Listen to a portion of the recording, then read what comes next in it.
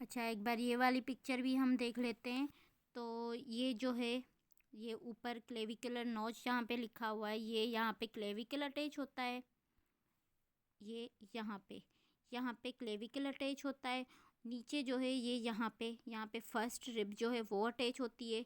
ये आप यहाँ पे भी देख सकते हैं, ये फर्स्ट रिब जो है यहाँ पे अटैच होती है, दोनों साइड्स पे, यहाँ पे भी और यहाँ पे भी। ठीक है, तो ये दोनों साइड्स पे जो है फर्स्ट रिब अटैच होती है। ऊपर यहाँ पे दोनों साइड्स पे क्लेविकल अटैच होती है। ठीक है, और ये जो ये वाली साइड है, जिसे एंगल ऑफ लुइस भी बोलते हैं या एक्सटर्नल एंगल बोलते हैं, जहाँ पर मैनिब्रो एक्सटर्नल जॉइंट बनता है, यहाँ पे अटैच होती है सेकंड रिब, जो कि आधी मैनिब्रम से और आधी जो है वो बॉडी ऑफ स्टर्नम से अटैच होती है। अब ये जो है यहाँ पे आप ये देख लें, ये थर्ड का फेसेट है। ठीक है, ये है फोर्थ का फेसेट, ये यहाँ पे फिफ्थ का, सिक्स्थ, और फिर ये सेवन। फिर यहाँ से जो है ज़ीफॉइड प्रोसेस होता है नीचे। ठीक है, अब आगे चलते हैं। अब आती हैं रिब्स। अच्छा सॉरी, ज़ीफॉइड प्रोसेस हम भूल गए। ज़ीफॉइड प्रोसेस जो है, ये छोटी सी एक प्लेट होती है कार्टिलेज की, जो कि ओसिफाई हो जाती है। जब हम एडल्ट लाइफ में पहुंच जाते हैं तो ये ओसिफाई हो जाती है। इससे कोई भी रिब या कोई भी कोस्टल कार्टिलेज जो है अटैच नहीं होता है ज़ीफॉइड प्रोसेस से। ये जब बॉडी ऑफ स्टर्नम से मिलती है तो आर्टिकुलेट करती है, तो कौन से जॉइंट से करती है? ज़ीफी स्टर्नल जॉइंट के साथ जो ये जो है वो आर्टिकुलेट करती है, ज़ीफी स्टर्नल जॉइंट बनाती है ये। ठीक है। अच्छा, ये यहाँ पे एक क्लिनिकल नोट्स हैं। तो ये क्या कहते हैं, क्लिनिकल नोट्स में लिखा हुआ है ये यहाँ पे कि स्टर्नम एंड मेरो बायोप्सी। तो जो स्टर्नम है उसमें सारी ज़िंदगी रेड हेमाटोपोइटिक मेरो सेल्स होते हैं। ठीक है, रेड हेमाटोपोइटिक मेरो होती है, थ्रू आउट लाइफ होती है, वो मौजूद होती है। तो इसलिए स्टर्नम जो है या बॉडी ऑफ स्टर्नम जो है वो एक कॉमन साइट है मेरो बायोप्सी के लिए। मेरो बायोप्सी के लिए जो कॉमन साइट है वो कौन सी है? स्टर्नम। लेकिन स्टर्नम में भी क्या? Body of sternum. ठीक है, क्योंकि स्टर्नम में रेड हेमाटोपोइटिक मेरो जो है वो थ्रू आउट लाइफ प्रेजेंट होती है, मौजूद होती है। ठीक है, अब आगे हम रिब्स पढ़ेंगे। रिब्स में लिखा हुआ है there is 12 pairs of ribs, all of which are attached posteriorly to the thoracic vertebra. Ribs are divided into three categories: true ribs, false ribs और floating ribs. ठीक है, पहले हम इसको रीड कर लेते हैं, फिर हम जो है पिक्चर में देखेंगे ये ट्रू रिब्स, फाल्स रिब्स और फ्लोटिंग रिब्स क्या हैं। तो ये क्या कह रहा है कि रिब्स के जो हैं 12 पेयर्स होते हैं। पेयर का मतलब है कि टोटल जो हैं 24 रिब्स हैं, वो पेयर बनाती है, एक इस साइड एक इस साइड। तो दो रिब्स जो हैं वो मिलके एक पेयर बनाती हैं। तो टोटल पेयर कितने हैं? 12 पेयर्स हैं। ठीक है, अब उसमें जो हैं वो एंटीरियरली जो हैं अटैच हैं स्टर्नम के साथ, और पोस्टीरियरली जो है थोरेसिक वर्टिब्रा के साथ। अच्छा, ये जो स्टर्नम के साथ अटैच हैं उन्हें हम बोलते हैं ट्रू रिब्स। ठीक है, ट्रू रिब्स कौन सी हैं? अपर 7 पेयर्स जो हैं, जो कि स्टर्नम के साथ अटैच करते हैं थ्रो देयर कोस्टल कार्टिलेज, उसको हम बोलते हैं ट्रू रिब्स। फाल्स रिब्स कौन सी हैं? फाल्स रिब्स हैं 8, 9 और 10 पेयर जो हैं वो अटैच करती हैं एंटीरियरली टू द स्टर्नम। लेकिन कैसे अटैच करती हैं कि वो 7th रिब के साथ अपना कोस्टल कार्टिलेज मिलाकर उसके साथ अटैच होती हैं थ्रो स्मॉल साइनोवियल जॉइंट्स। ठीक है, छोटे छोटे साइनोवियल जॉइंट बनाती हैं ये 7th रिब के कोस्टल कार्टिलेज के साथ, फिर जो है वो अटैच होती हैं स्टर्नम के साथ। ठीक है, और फ्लोटिंग रिब्स क्या होती हैं? जो फ्लोटिंग रिब्स हैं वो 11th और 12th पेयर को हम फ्लोटिंग रिब्स कहते हैं। क्योंकि उनकी एंटीरियर अटैचमेंट नहीं होती है। और जो सारी पेयर हैं रिब्स की, यानी 12 पेयर्स, वो पोस्टीरियरली जो है थोरेसिक वर्टिब्रा के साथ अटैच होंगी, लेकिन एंटीरियरली हर किसी की अटैचमेंट अलग है। और उसी की बुनियाद पे ये 3 कैटेगरीज में डिवाइड हुई है: ट्रू रिब्स, फाल्स रिब्स और फ्लोटिंग रिब्स। चले हम एक पिक्चर ढूंढते हैं, उसमें जो है हम देखते हैं कि ये ट्रू, फाल्स और फ्लोटिंग रिब्स कैसे और कहाँ पे होती हैं। चलें, ये एक पिक्चर आ गई, इसमें हम देखते हैं। अब ये जो आप नंबरिंग देख रहे हैं, ये 1 2 3, ठीक है, ये यहाँ पे नंबरिंग है, ये 1, ये 2, ये 3, ये 4, 5, 6 और 7। अब ये देखें कि ये जो है डायरेक्ट अटैच हो रही है स्टर्नम के साथ। ये फर्स्ट जो है ये भी डायरेक्ट हो रही है, सेकंड भी डायरेक्ट हो रही है, और ऐसे करते करते ये 7th तक ये सारी ऐसे डायरेक्ट अटैच हो रही हैं। ठीक है, ये डायरेक्ट अटैच हो रही हैं। अब देखें कि ये जो 8, 9 और 10 नंबर लिखा हुआ है, ये एक कॉमन जॉइंट बना रही हैं 7th रिब के कोस्टल कार्टिलेज के साथ। ये यहाँ से ये और यहाँ पे, तो ये एक कॉमन ऐसे बना रही हैं। फिर जो है ये अटैच हो रही हैं स्टर्नम के साथ, बॉडी ऑफ स्टर्नम के साथ। तो ये जो हैं ये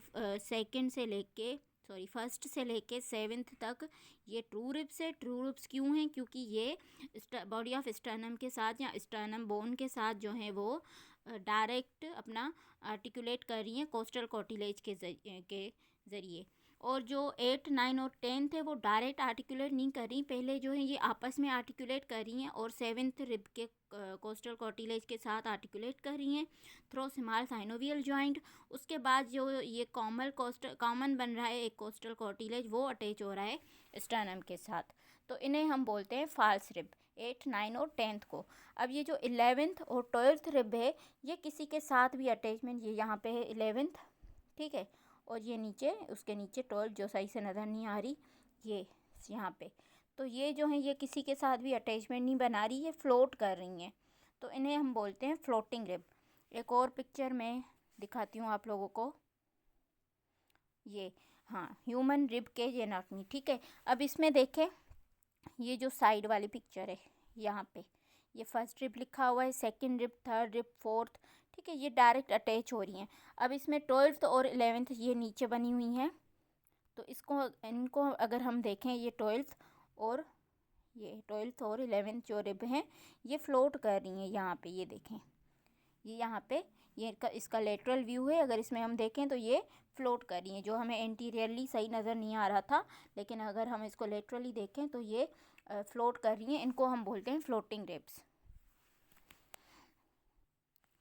उसके अलावा ये जो यहाँ पे हैं एंटीरियर व्यू जो है, यहाँ पे अगर हम देखें तो ये first, second, third, fourth, fifth, sixth और ये 7th, ये डायरेक्टली आर्टिकुलेट कर रही हैं स्टर्नम से।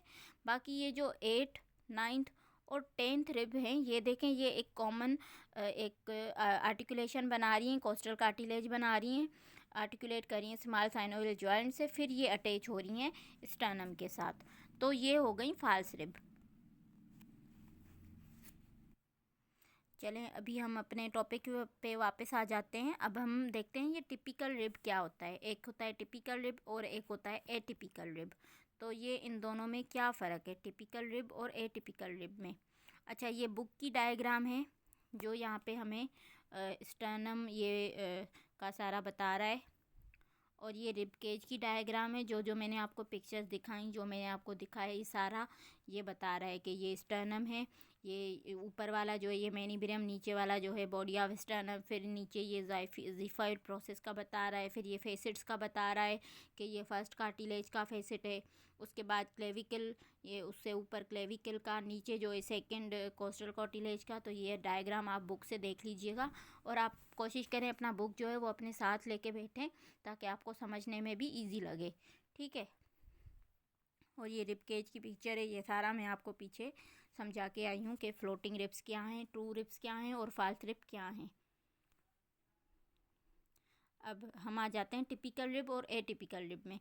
अब टिपिकल रिब का अगर हम देखें, the typical rib is a long twisted flat bone. ठीक है, पीछे वाली पिक्चर में हम देख लेते हैं। The typical rib is a long twisted flat bone with a rounded superior border and a grooved inferior border.